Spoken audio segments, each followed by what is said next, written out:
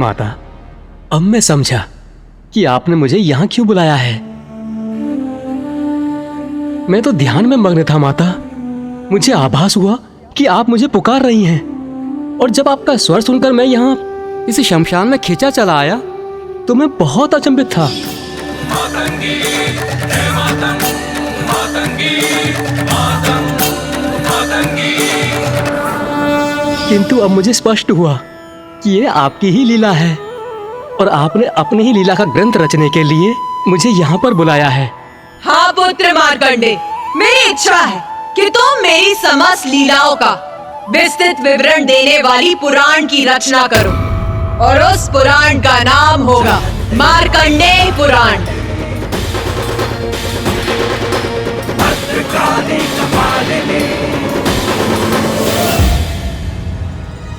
माता, आपने इतना महत्वपूर्ण कार्य सौंपकर मुझे कृतार्थ कर दिया। माता, इसी क्रम में मुझे बताने की कृपा करें कि जो भक्त संपूर्ण निष्ठा और भक्ति से आपके दैवी मातंगी रूप की साधना करते हैं, उनको आपकी कृपा स्वरूप क्या फल प्राप्त होता है? देवी मातंगी रूप में मेरी पूजा करने से मेरे भक्तों को वाक शक्ति और उच्च कलाओं की सिद्धि प्राप्त होती।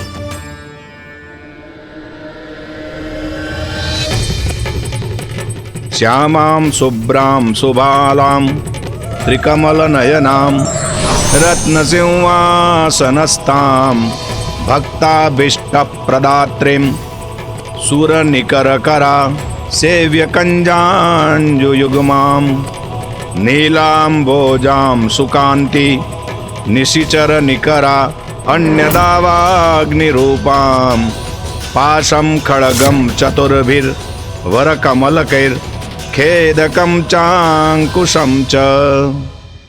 प्रणाम माता।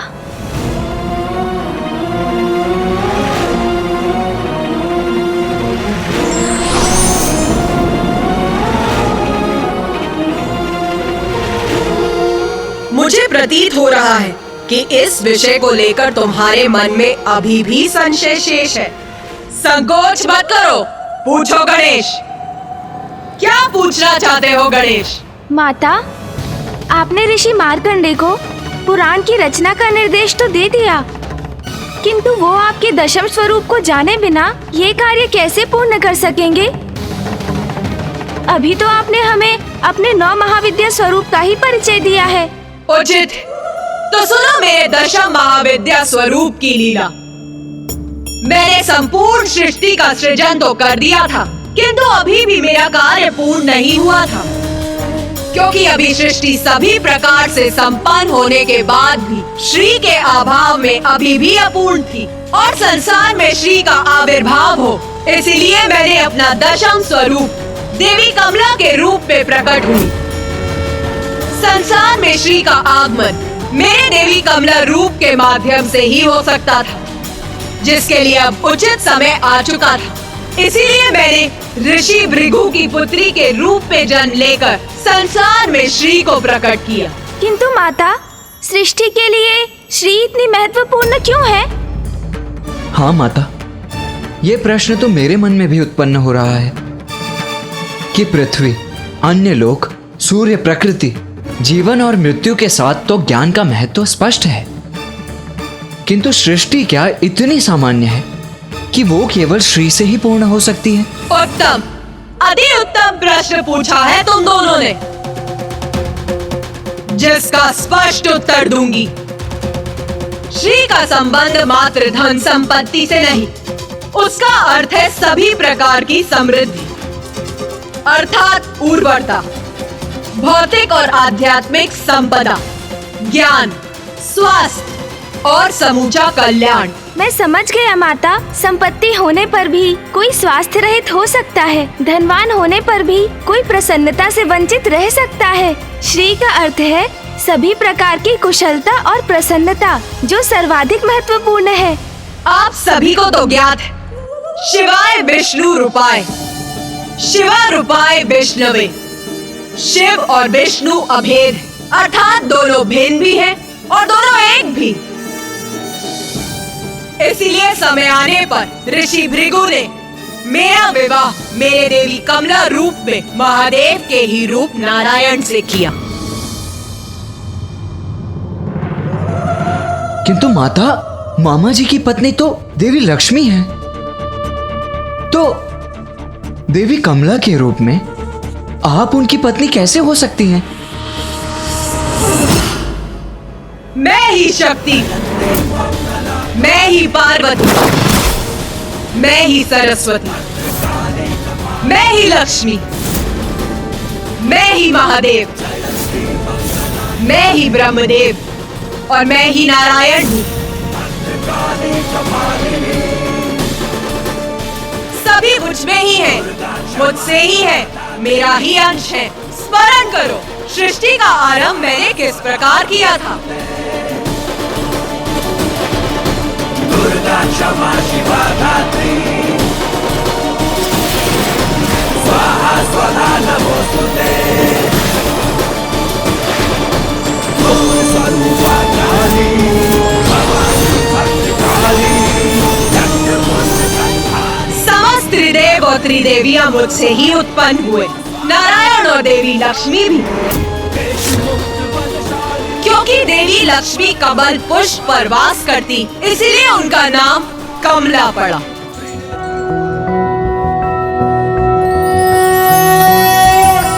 त्रैलोक्य पूजिते देवी कमले विष्णु वल्लभे यथा त्वमचल कृष्णे तथा भवमयी स्थिरा। मामी जी, माता कमला।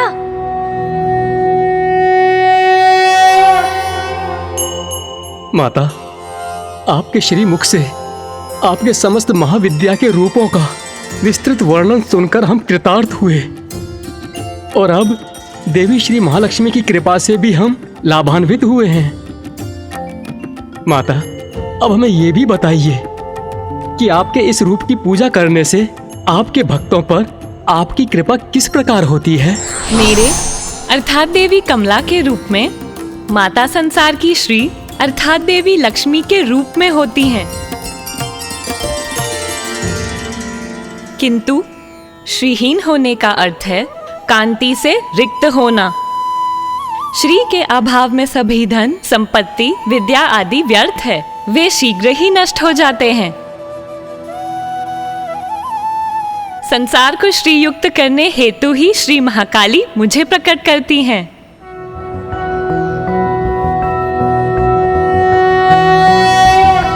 त्रैलोक्य पूजिते देवी कमले विष्णु वल्लभे यथा त्वमचल कृष्णे तथा भवमयी स्थिरा।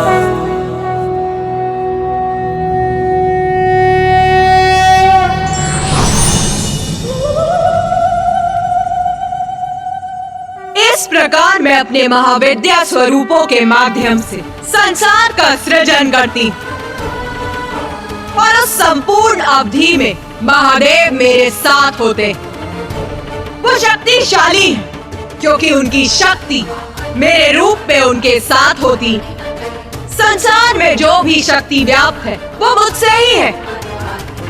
प्रत्येक प्राण में अर्थात देव, दानव, पशु, पक्षी, पेड़ पौधे, सूर्य, चंद्रमा, उन सभी की शक्ति मुझसे ही है। उन सभी के कण कण की शक्ति मैं ही हूँ, मुझसे ही ये संसार है।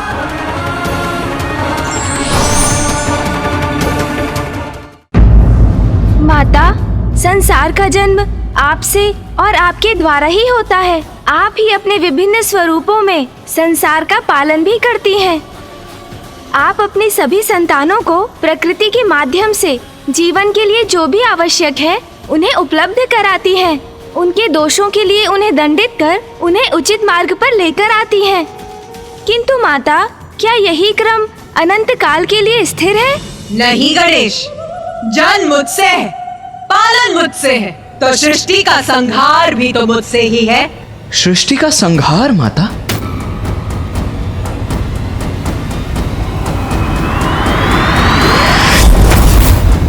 मनुष्य हो अथवा असुर, प्रत्येक लोक में सभी अपनी महत्वाकांक्षा को सिद्ध करने हेतु संघर्ष का मार्ग अपनाते हैं। छोटी छोटी बातों पर जहाँ असुर एक दूसरे का ही संहार करने लगते। वही ऋषि मुनि अपने को सर्वोच्च सिद्ध करने हेतु भगवान की पूजा छोड़कर अस्त्र शस्त्र उठा लेते।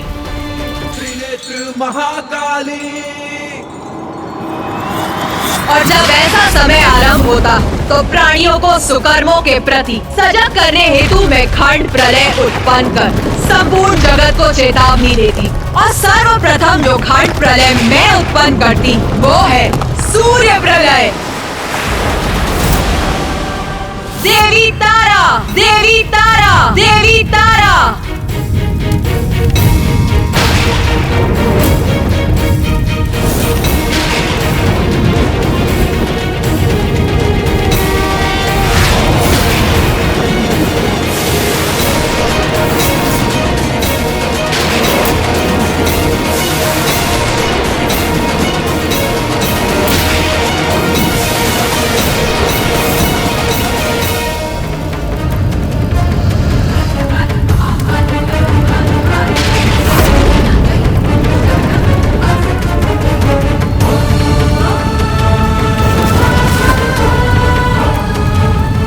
संसार को प्राण शक्ति प्रदान करते हैं तो उनमें समाहित विषाक्त वायु संसार के जीवों का नाश भी करती।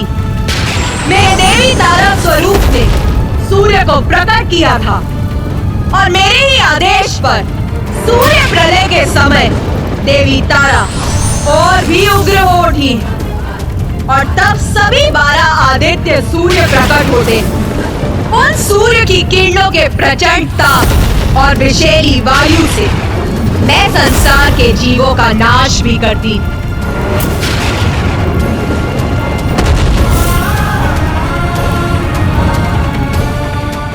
धर्म का पालन और धर्मोचित मार्ग पर चलना ही उचित है।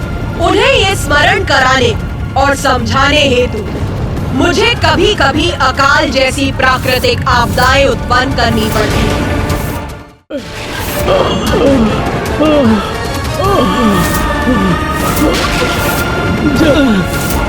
भोजन भोजन जल।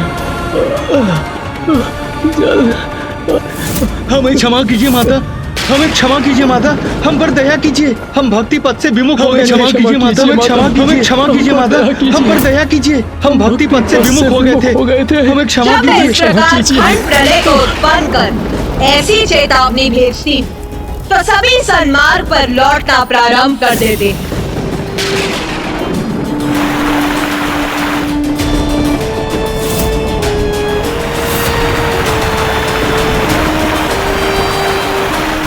इस प्रकार मैं सृष्टि में अनुशासन, सुव्यवस्था और शांति स्थापित कर देती हूँ, किंतु उसे दीर्घ अवधि तक स्थिर रखना अधिक कठिन है।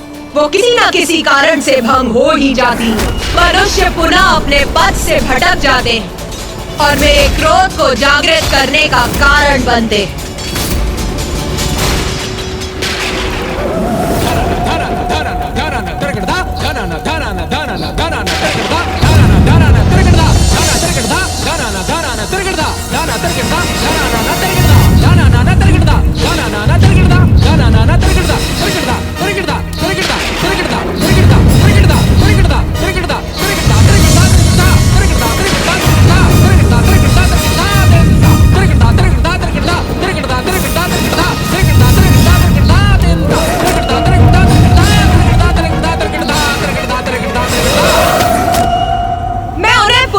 एक और खंड प्रलय रूपी चेतावनी देने हेतु उत्पन्न करती जल प्रलय।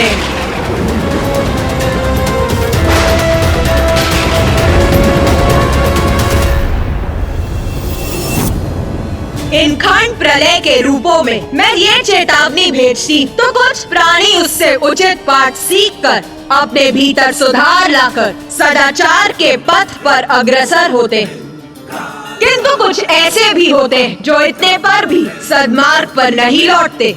और मेरी इतनी चेतावनियों के बाद भी यदि प्राणियों का आचरण नहीं सुधरता है तो कल पूर्ण होने पर मेरी प्रलय लीला होती, जिसमें पृथ्वी का विनाश आरंभ होता है, प्रकृति का अंत हो जाता है और प्रकृति के बिना पृथ्वी पर जीवन का भी अंत हो जाता है।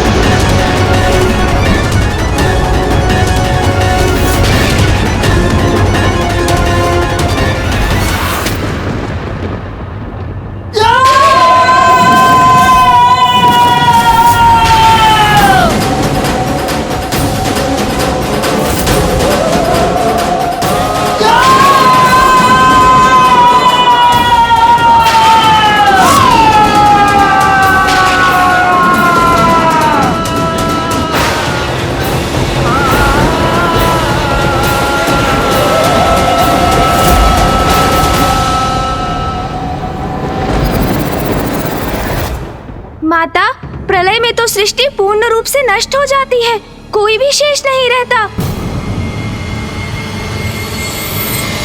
हाँ पुत्र, उचित दिशा में देख रहे हो तुम। तुम्हारी दृष्टि से ही तुम्हारे विचार इंगित हो रहे हैं, जो सर्वथा उचित है। एकमात्र पुत्र मार्कंडेय ही है, जो सृष्टि के अंत के साक्षी होकर भी जीवित है। क्योंकि माता, ऋषि मार्कंडेय तो चिरंजीवी है। हाँ पुत्र, और पुत्र मार्कंडेय को सृष्टि के अंत के साक्षी बनने के क्रम में कुछ ऐसा भी देखने का सौभाग्य प्राप्त हुआ, जिसका अनुपम दिव्य सौंदर्य था। हाँ माता, प्रलय के उपरांत उस अथाह जल के मध्य एक द्वीप पर स्थित रहकर अनेकों वर्षों तक मैं चलायमान रहा, और तब मुझे एक वट का पत्ता दिखाई दिया, और उस पत्ते पर प्रभु नारायण अपने शिशु रूप में माता द्वारा सृष्टि के पुनरारंभ की प्रतीक्षा में थे।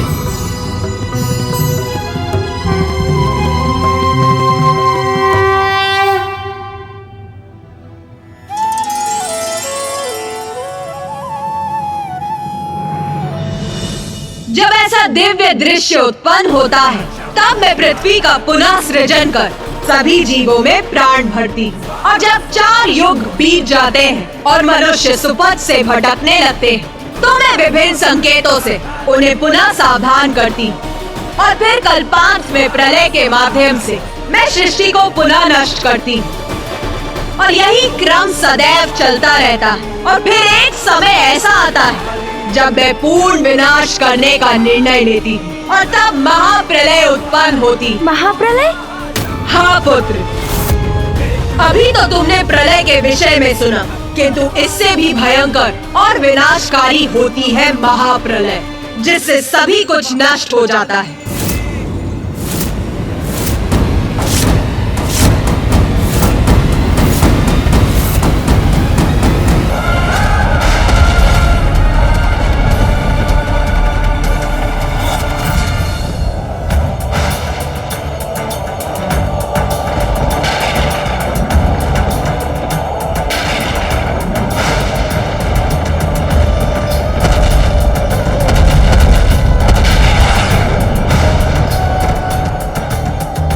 पृथ्वी का अंत हो रहा है प्रिय।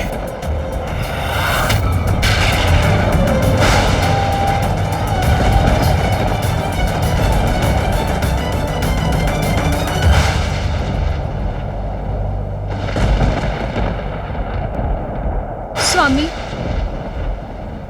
हमें ज्ञात तो था ही कि ऐसा ही होगा। माता श्री महाकाली का ये निर्णय हमें स्वीकार है,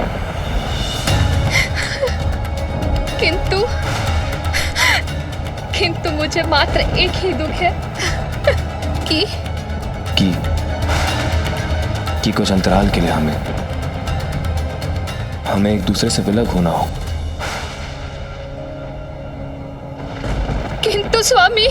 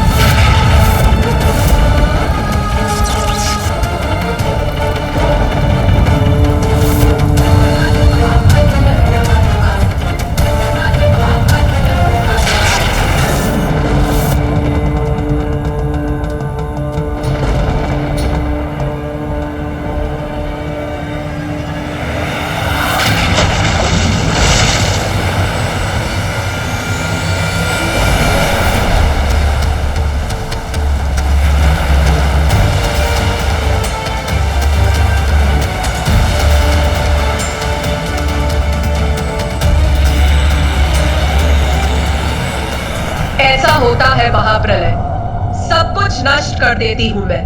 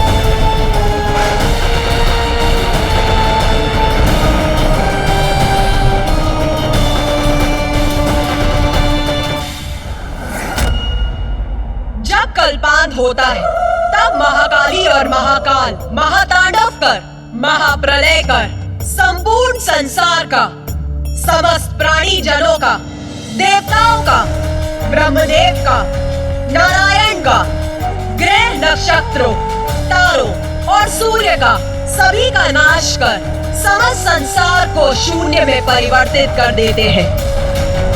और उसके बाद मैं पुनः एक नवीन संसार की रचना करती हूँ और फिर मैं अपनी महाविद्या रूप धारण कर पुनः संसार के पालन में जुट जाती हूँ। और ये प्रक्रिया संसार के अनंत क्रम तक निरंतर चलती रहती है।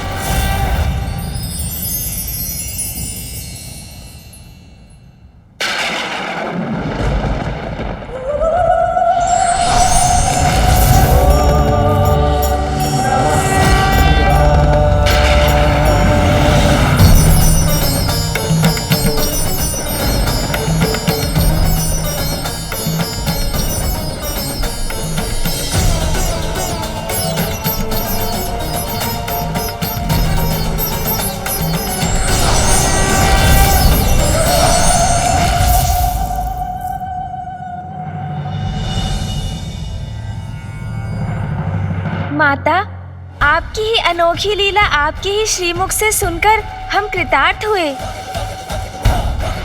आपने अपनी 10 महाविद्या स्वरूपों का वर्णन किया और मैंने आपसे अनेक प्रश्न पूछे।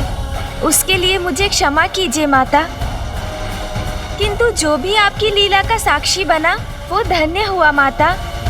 और अब ऋषि मार्कंडेय आपके स्वरूपों की महिमा विस्तार से लिखेंगे। जब माँ में परिवर्तन आने लगा तब मैं बहुत चिंतित हुआ था।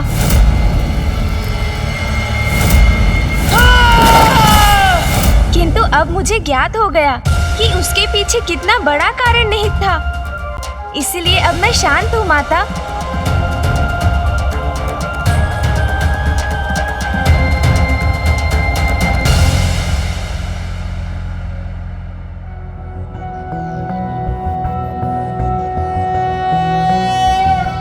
रक्ताब्धिपोतारुण पद्म संस्थानां पाशांकुशेष्वा सशरासि बाण शूलं कपालं ददतिं कराब्जै रक्तां त्रिनेत्रां प्रणमामि देवी।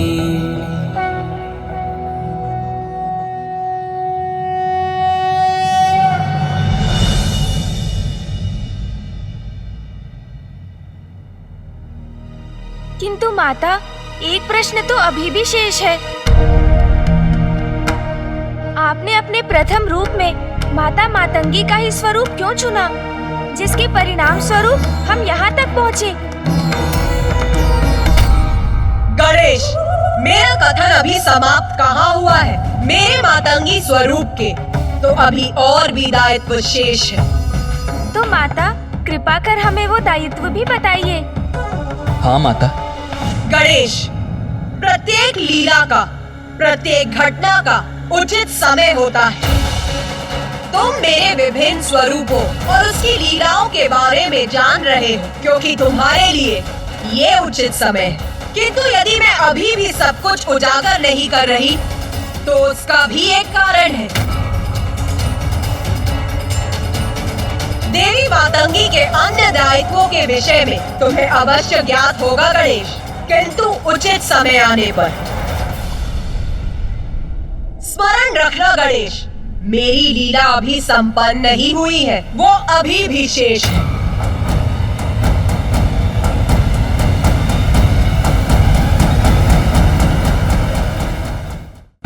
माता, आपके श्री मुख से दिव्य, रोचक और मनमोहक लीलाओं के वर्णन का श्रवण तो हमारा परम सौभाग्य है। हम सभी की तो यही इच्छा है कि आप हमें इसी प्रकार अपनी कथा सुनाकर हमें कृतार्थ करती रहें और हमें सदैव ये आनंद प्राप्त होता रहे। सत्य है, माँ की कथा तो अपार आनंद का स्रोत है। तो सुनो पुत्र, मैं ही अपनी महाविद्या स्वरूपों को धारण कर अपनी लीला से संसार का सृजन, पालन और संहार करती हूँ। ये तो तुम्हें ज्ञात हो ही गया होगा। और ये भी सत्य है कि मेरे भिन्न स्वरूपों के रहस्य और कथा जानने हेतु आप सभी यहाँ एकत्रित हैं। मैंने ही पुत्र मार्कंडे को मार्कंडे पुराण की रचना हेतु यहाँ बुलाया है और मेरी ही इच्छा से ऋषि दुर्वासा का कैलाश पर आगमन हुआ ताकि उनका क्रोध मेरे मातंगी रूप के प्रकट होने का कारण बने। अपने भक्तों के प्रति आपका यह कैसा अनुचित व्यवहार है महादेव? यदि ऐसा है तो आप किसी निर्जन स्थान पर वास क्यों नहीं करते, जहाँ निर्विघ्न आप एक दूसरे में रमे रह सके? माता, मैंने अपने क्रोध के अतिरेक में आपको और महादेव कितने कठोर वचन कह डाले, जिसकी ग्लानि मुझे सदैव रहेगी। माता, मैं आपसे पुनः क्षमा मांगता हूँ। हमें क्षमा कर दीजिए माता, क्षमा कर दीजिए। किंतु ऋषिवर, आपका ये कथन कि आपका क्रोध सदैव संसार की भलाई का कारण बनता है सर्वथा सत्य था और इस बार भी ऐसा ही हुआ। ऋषि दुर्वासा, आपका कार्य अब यहाँ संपन्न हुआ। अब आप अपने आश्रम प्रस्थान कर वहाँ तप और ध्यान कीजिए। जो आज्ञा माता। ब्रह्मदेव, नारायण, देवगण, आप भी अपने लोक लौटकर वहाँ की शोभा बढ़ाइए। जय माता श्री महाकाली।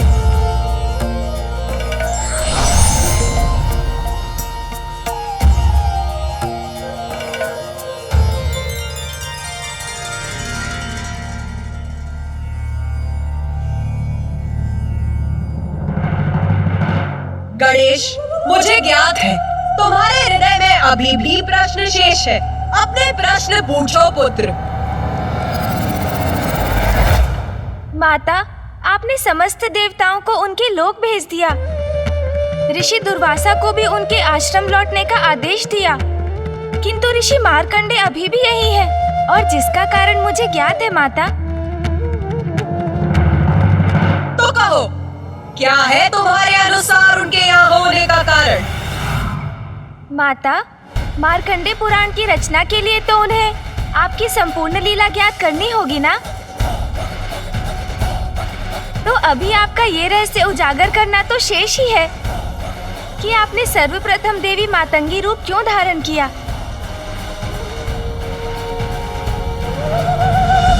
गणेश जी का कथन सर्वथा उचित है। मुझमें माता की लीला के इस रहस्य को लेकर जिज्ञासा अभी भी शेष है। माता, आपने अभी तक हमें ये भी नहीं बताया कि आपको देवी मातंगी और पिताश्री को मातंग रूप क्यों धारण करना पड़ा,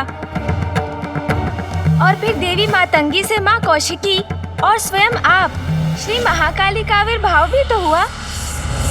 हाँ माता, अवश्य इसके पीछे भी कोई ना कोई बड़ा कारण होगा, क्योंकि आपकी प्रत्येक लीला के पीछे कोई ना कोई महान उद्देश्य अवश्य होता है। पुत्र गणेश, पुत्र कार्तिकेय, तुम दोनों के प्रश्न तो अनंत हैं।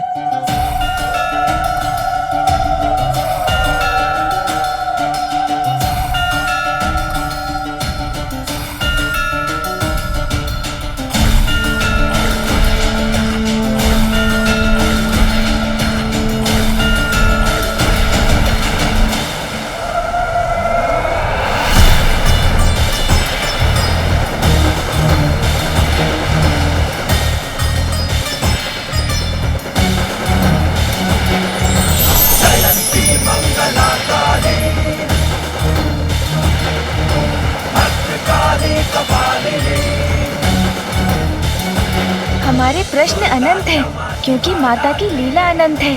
अद्भुत है माता का ये दिव्य जल सिंहासन।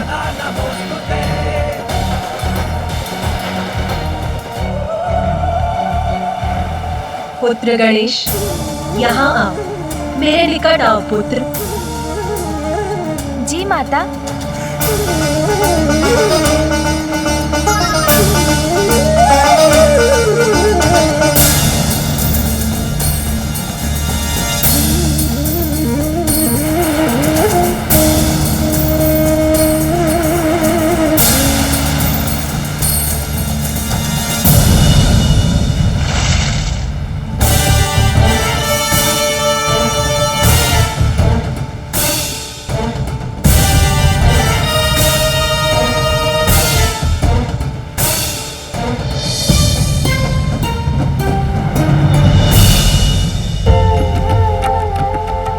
माँ की अनंत कृपा से संतान सदा कृतार्थ होती है।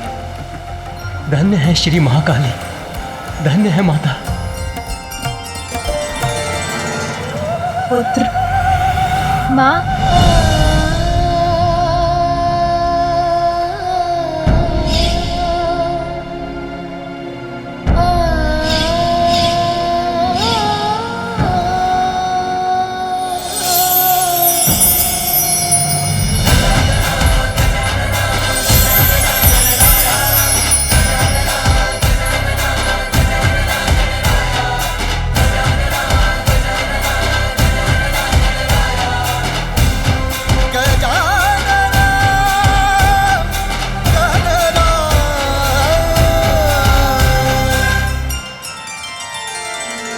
पुत्र गणेश, मुझे ज्ञात है तुम दोनों के लिए ये अत्यंत कठिन अनुभव रहा,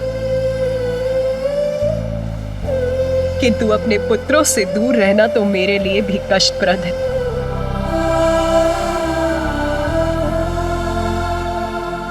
माता कितनी भी कठोर क्यों न प्रतीत हो, किंतु उनका हृदय संतान के प्रति कोमलता से ही भरा होता है। माँ, आप कैलाश कब लौटेंगी?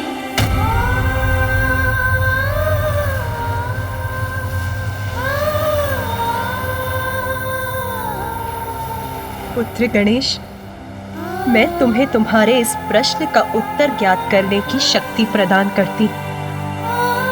ये क्या कह रही है माँ? तो क्या वो अब भी कैलाश नहीं लौटेंगी?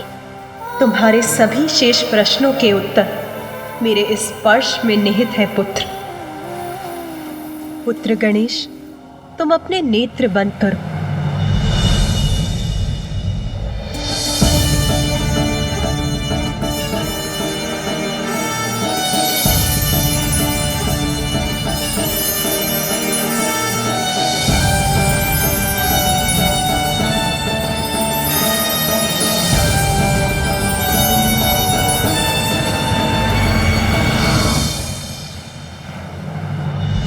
पुत्र गणेश, अब आगे की संपूर्ण कथा तुम स्वयं कहोगे पुत्र।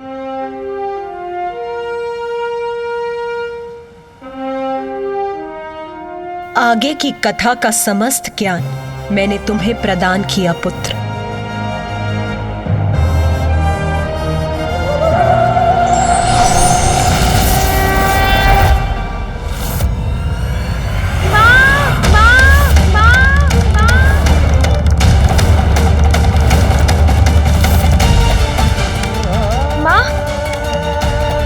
माता अभी तो यही थी। माता भैया, माँ क्यों चली गई और कहाँ चली गई? माँ के इस प्रकार लुप्त होने के पीछे क्या उद्देश्य है भैया?